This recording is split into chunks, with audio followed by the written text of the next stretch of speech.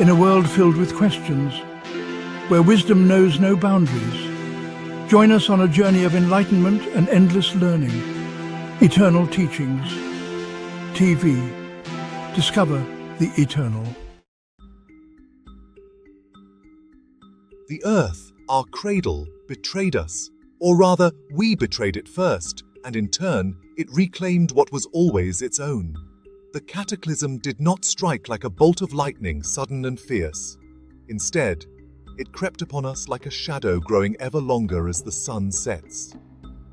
This global disaster was the cumulative consequence of centuries of environmental neglect, technological hubris, and the relentless advance of human civilization.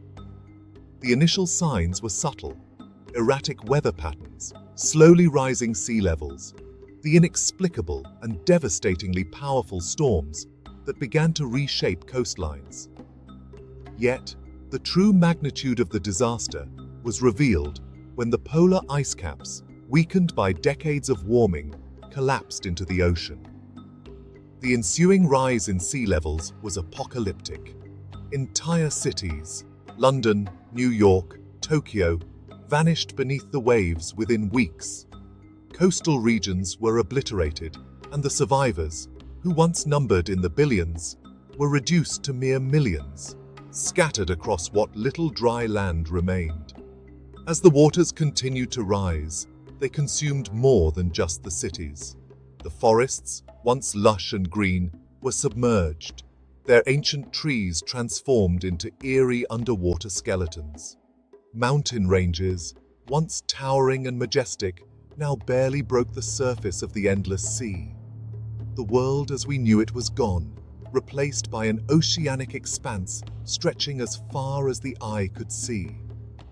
The air was thick with moisture, the sky a constant grey, reflecting the cold, unforgiving water below. For the few who survived, life became a desperate struggle. The early days were chaotic, with people clinging to debris, makeshift rafts, and the remnants of their former lives. Starvation and disease were rampant. The seas, once a source of life, became a graveyard filled with the remnants of human civilization. Ships that had once traversed the oceans with confidence now drifted aimlessly, their crews long dead or gone mad from thirst and hunger. Food was scarce, as traditional farming was impossible in this new world. Those who were fortunate enough to have access to preserved goods quickly found them dwindling. Fishing, once a simple task, became dangerous as the ocean's creatures, disturbed by the upheaval, became more aggressive and unpredictable. The survivors were forced to adapt or die, and many chose the latter. Diseases that had once been controlled by modern medicine spread unchecked. The constant exposure to water brought new ailments, while old ones resurged with a vengeance. It became clear that the survivors were not just battling the elements, but also their own frail bodies, which were ill-equipped to handle the new environment. In the midst of this chaos, humanity faced a turning point. Those who could not adapt perished, leaving behind only the strongest and most resourceful.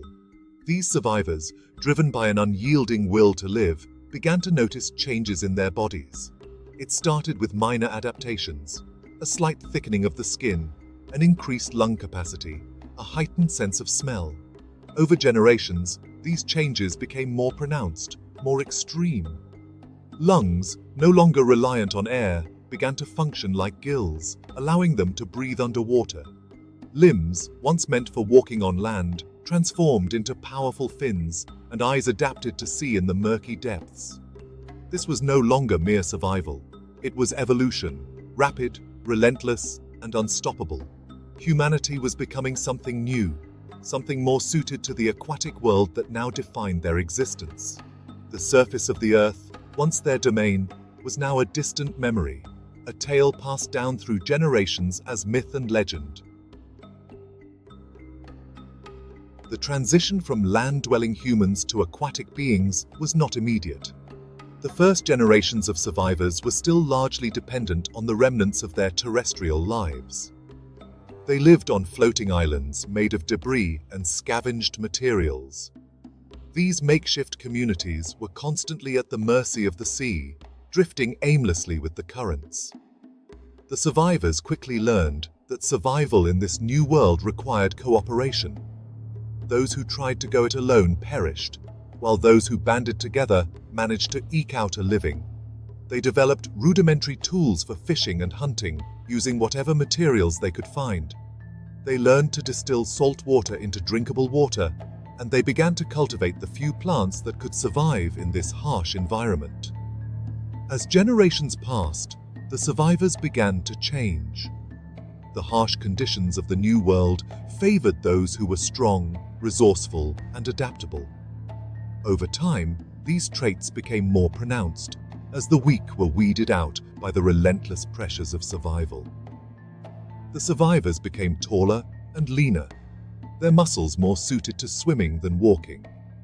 Their skin thickened to protect them from the cold and the pressure of the deep ocean, and their lungs began to change, allowing them to hold their breath for longer periods. The true turning point in humanity's evolution came with the development of gills. This adaptation allowed the survivors to remain underwater for extended periods, freeing them from their dependence on the surface. With gills, they could dive deeper in search of food, explore new areas, and escape the dangers that lurked on the surface. The development of gills was accompanied by other changes. Their eyes adapted to the dim light of the deep ocean, allowing them to see in near darkness.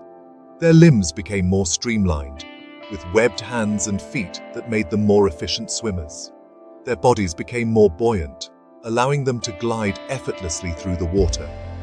These changes were not uniform across the population. Some groups adapted more quickly than others, while some clung to the remnants of their terrestrial heritage. Over time, these differences led to the emergence of distinct subspecies, each adapted to a different niche in the new aquatic world. As the survivors continued to evolve, they began to develop a new culture and way of life. They abandoned the floating islands and began to establish permanent settlements on the ocean floor. These early cities were simple, built from coral and stone, but they provided shelter and protection from the dangers of the deep. The aquatics, as they came to be known, developed a deep reverence for the ocean. They understood that their survival depended on the delicate balance of the ecosystem, and they worked to preserve it. They developed new technologies to harness the resources of the sea, such as underwater farming and fishing techniques. They learned to communicate with each other using sonar signals, allowing them to navigate the vast ocean and coordinate their activities. The aquatics also developed a rich cultural life. They told stories of their ancestors, who had survived the cataclysm and adapted to the new world. These stories were passed down through generations, becoming the foundation of their myths and legends.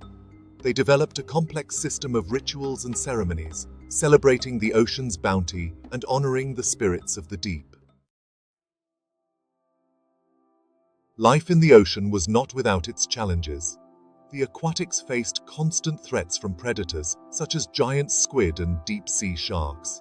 They had to navigate treacherous currents and avoid dangerous underwater volcanoes. They also had to deal with the pressures of living at great depths, which could crush them if they were not careful.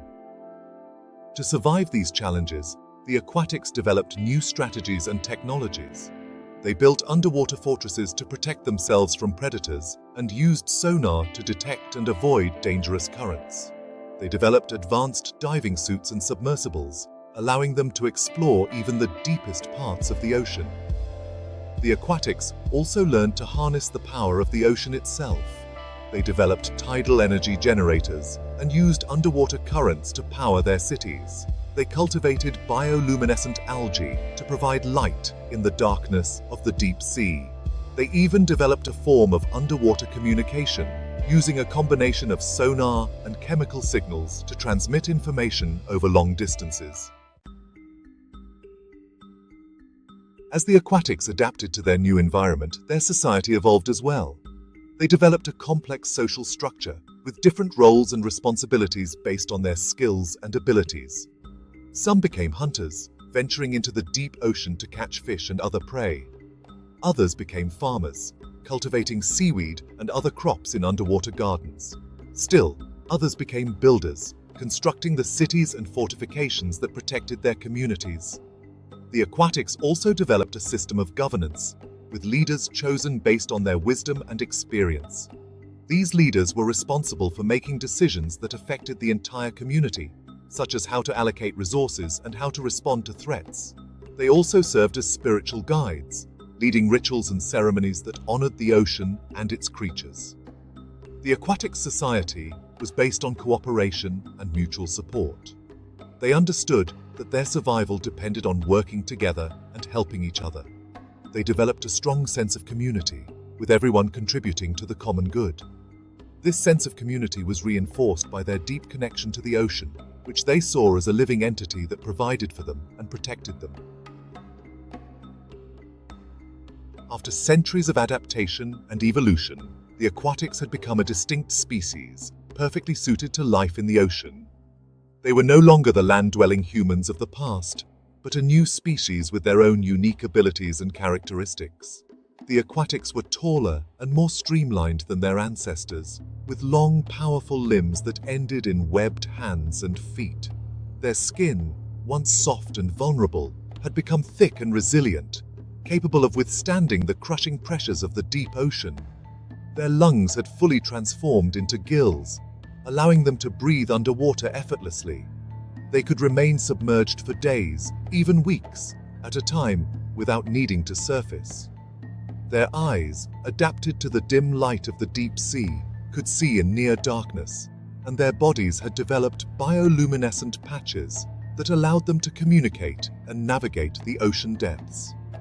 Their evolution had not only affected their physical form, but also their senses and instincts.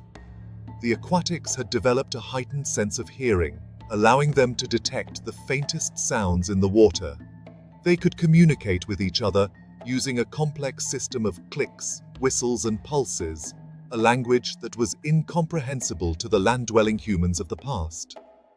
They had also developed a keen sense of direction, able to navigate the vast ocean with ease, using the Earth's magnetic fields and the positions of the stars as guides. Underwater cities. With their new abilities, the aquatics began to build elaborate underwater cities that reflected their mastery of the ocean environment. These cities were constructed from natural materials such as coral, stone, and bioluminescent algae, which provided both structure and light. The cities were designed to be in harmony with the ocean, blending seamlessly with the surrounding environment. The architecture of the aquatic cities was a marvel of engineering and design. Buildings were shaped to withstand the immense pressures of the deep sea, with curved walls and domes that distributed the weight evenly. The cities were arranged in concentric circles, with the central areas reserved for communal spaces such as meeting halls, markets, and temples. The outer rings of the cities were dedicated to residential areas, where families lived in multi-level dwellings that resembled coral reefs. The aquatics had also developed advanced technologies to support their way of life. They used tidal energy to power their cities, harnessing the constant movement of the ocean to generate electricity. They had developed underwater farming techniques, cultivating seaweed, kelp, and other edible plants in vast underwater gardens. They also raised fish and other marine animals in controlled environments, ensuring a steady supply of food. The cities were connected by an intricate network of tunnels and passageways, allowing the aquatics to move freely between different areas. These tunnels were lined with bioluminescent algae, which provided light and helped guide the way. The cities also had a system of canals and waterways, which allowed for easy transportation of goods and people. Cultural evolution. As the aquatic society grew and evolved, so did their culture. They developed a deep connection to the ocean and its creatures, seeing themselves as guardians of the underwater world. Their myths and legends revolved around the sea, with stories of great sea monsters, powerful ocean spirits, and ancient civilizations that had once thrived on the ocean floor. The aquatics had a rich tradition of storytelling, with oral histories passed down through generations. These stories were often told during communal gatherings, where the entire community would come together to listen and learn. The stories were not only a way to preserve their history, but also a means of teaching important lessons about survival, cooperation, and respect for the ocean. Music and dance were also an integral part of aquatic culture. They had developed unique instruments made from shells, coral, and other natural materials, which produced haunting, melodic sounds that echoed through the water. Dance was a form of expression and communication, with movements that mimicked the fluidity and grace of the ocean itself. These performances were often held during important rituals and ceremonies, such as the celebration of a successful hunt or the coming of age of a young aquatic. Art and craftsmanship were highly valued in aquatic society. They created intricate carvings and sculptures from coral and stone, depicting scenes from their myths and legends. These works of art were often placed in communal spaces or in the homes of the most respected members of the community. The aquatics also created beautiful jewelry and clothing from shells, pearls, and other oceanic materials, which were worn during special occasions. The spiritual connection. The aquatics had developed a deep spiritual connection to the ocean, seeing it as a living entity that provided for them and protected them. They believed that the ocean was home to powerful spirits and deities who controlled the tides, currents, and the creatures of the sea. These spirits were honored and revered through rituals, offerings, and prayers. The aquatics had a complex system of beliefs and practices centered around the ocean and its cycles. They believed that the ocean was the source of all life, and that it was their duty to protect and preserve it. They saw themselves as stewards of the sea, responsible for maintaining the delicate balance of the ecosystem. Rituals and ceremonies were an important part of aquatic life. These rituals were often held in communal spaces, where the entire community would gather to participate. The rituals included offerings of food and other items to the ocean spirits, as well as prayers and chants that were believed to bring good fortune and protection. The most important rituals were those that marked the passage of time, such as the changing of the seasons, the phases of the moon, and the migration of fish and other marine animals. The aquatics also believed in the concept of reincarnation, with the idea that the souls of the dead were reborn into new bodies, either as aquatics or as creatures of the sea. This belief was reflected in their funeral practices, which involved placing the bodies of the deceased into the ocean, where they would be carried away by the currents. The aquatics believed that the ocean would take care of the souls of the dead, guiding them to their next life. Challenges and conflicts. Despite their advanced society and deep connection to the ocean, the aquatics faced numerous challenges and conflicts. The ocean was a dangerous and unpredictable place, filled with predators, natural disasters, and other hazards. The aquatics had to constantly adapt and evolve to survive in this harsh environment. One of the greatest threats to the aquatics was the presence of deep-sea predators, such as giant squids, sharks, and other monstrous creatures that lurked in the depths. These predators were a constant danger, and the aquatics had to develop strategies to avoid or defend themselves against these threats. They built fortified cities and developed weapons made from bone, stone, and coral to protect themselves. Natural disasters, such as underwater earthquakes, volcanic eruptions, and tsunamis, were also a constant threat. These disasters could devastate entire cities and wipe out entire communities. The aquatics had to develop early warning systems and emergency protocols to protect themselves from these dangers. The aquatics also faced conflicts with other groups and species. As their society grew and expanded, they came into contact with other aquatic species that had also adapted to the underwater world. These species, such as intelligent dolphins, giant octopuses, and deep-sea humanoids, had their own territories and resources, which often led to conflicts over food, space, and power. To resolve these conflicts, the aquatics developed a system of diplomacy and negotiation. They established alliances with friendly species and engaged in trade and cooperation. They also developed a system of laws and regulations to govern their interactions with other species and to ensure the fair distribution of resources.